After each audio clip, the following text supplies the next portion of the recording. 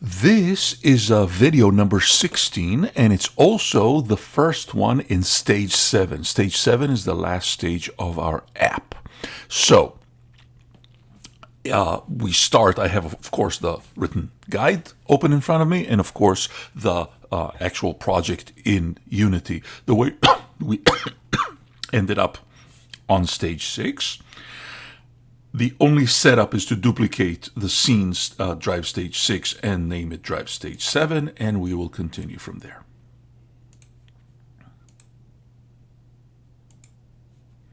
Double click on it to make sure that's the one we're editing. Of course, since this is the last stage, this is also the last scene we're going to work on. So when we build to quest, this is going to be the scene that we're eventually going to build. But we have a few things to do before that. There's no teacher's pack to download. We don't need any more assets. We're going to start. As a child of vehicle, we're going to create an empty game object, and we're going to call it front bumper. Now, this is unusual. Usually when we create objects, their actual name is not that important because names usually do not appear in scripts, but this one will. We're not going to use a tag. We're going to use the actual name of the object as one more way to teach you how scripts can find objects. It can find them by a tag. They can find them by being assigned to a variable, but they can, like a game object, but they can also find them by name. So in this case, because it's going to be found by name, the name needs to be spelled exact. So player vehicle is going to be a child of vehicle. Yep. And vehicle, right click, empty game object. It's not going to stay empty for long, and the exact name needs to be front bumper with a capital F and a capital B. The next thing to do, in long ago drive stage 1, there's an object that was created in Blender. It's called U-pipe, not U-shape 2, but U-pipe. We're going to unfold, find the mesh called torus, and drag and assign it to the front bumper as its mesh. So drive stage 1, there's U-pipe. I'm unfolding U-pipe, finding the mesh called torus, and you can see what it looks like this.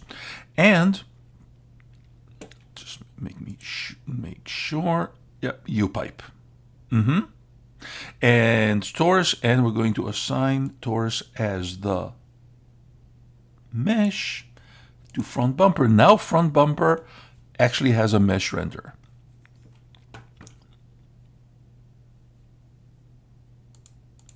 Yep.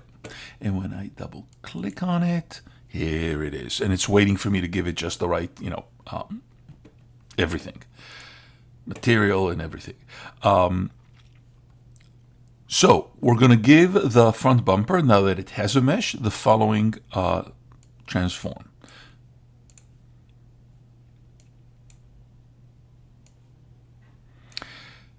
Zero, 0.4,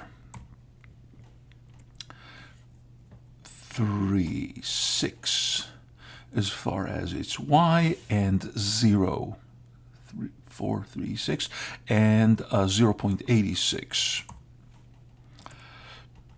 as its Z. Its rotation, because it's standing up and I need it to be like sideways, is going to be negative 90 degrees on the X.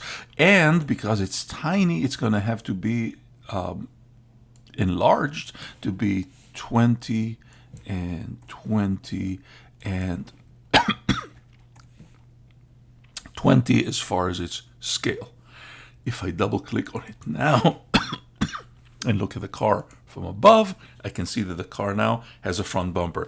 It still doesn't have a material, which is why it's kind of like magenta. So step number 4 is to give it a nice material, and you can use any material that exists in your project right now, or create your own. And so let's do that first. Mesh render. Materials. It has no material, and I can scroll. I can change it to icons, so I can choose a material. Let me choose something not too, crazy. Maybe one of the metal materials. It could be a pink smooth material. Doesn't really matter as long as it's visible. Let me choose this one. I like this one. Kind of like, copper. The idea is that this front bumper will be the one that collides with the start gate, the finish gate, but also opening physically the doors in front of us that we're going to construct next. So in order for it to collide, it needs a collider. So a front bumper, because we dragged the mesh in here, it also got a mesh collider. So it says make sure, because it probably already will. And we're going to make sure that we check convex for the mesh collider. Everything else stays pretty much the same. Yep. And it doesn't need a physics material. Looking at the vehicle from above, it needs to look like this. Of course, your material might change, but generally, this is what it needs to look like.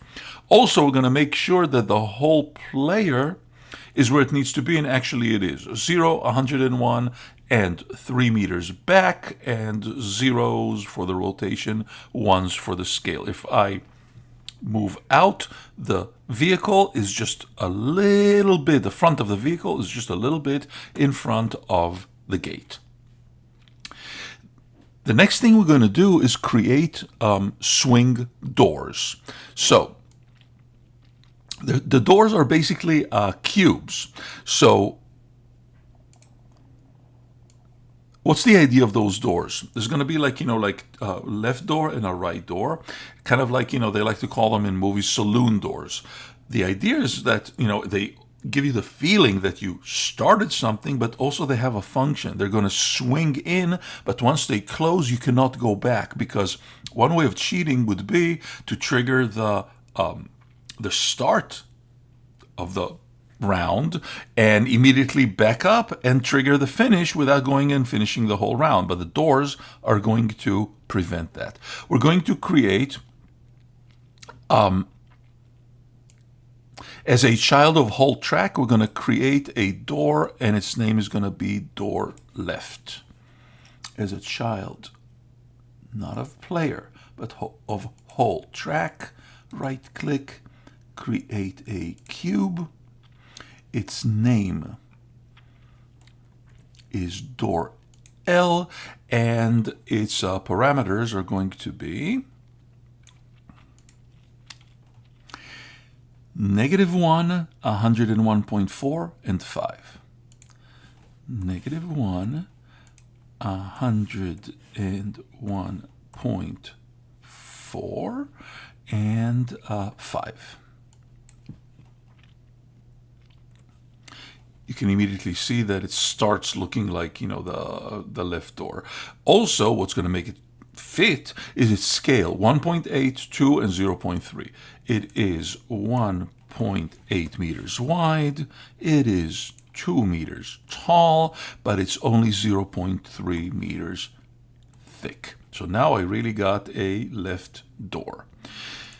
We're going to make it look nice, because I want it to be kind of like a glass door. So I have to open it, but I can see kind of through it before I go and open it. So we're going to create a material, which is going to be called door material or door mat. And it might as well be in the My Materials folder. Right click, create material door mat. Might as well already give it to the door. We don't need 3 O's, just 2. Might as well already give it to the door, so when I change, things about the door, I can see it. Look at what it's going, that material, we're going to change a few things about it. First of all, is surface type, when, in the section called surface options, is going to be not opaque, but transparent. The kind of transparency we're going to use is alpha. Preserve specular. Only front needs to be the render face. And it's going to receive shadows, although later on we can decide that it doesn't need to receive shadows. It's not that important. The base map, which is part of the section called surface inputs, is going to be kind of like an aqua color. I'm even showing the how I got that, but it's totally up to taste. This aqua that's kind of like right here, something like this. Yeah, that's close enough. But not only that, it's going to have that alpha is going to have 140. So it's kind of like aqua with an alpha that makes it half transparent. Let's make sure of that. About 140. And you can see how now it's transparent. Now, I don't want it to look too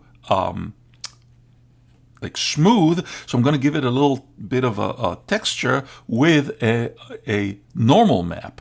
And the normal map is going to be the one that looks like this, and it's like 21N. Let's see if we can find it. It starts with a T, ends with a 21N. It's the one I like. Normal map. Starts with a T. And let's go to 21. N, of course, means normal. It's this one.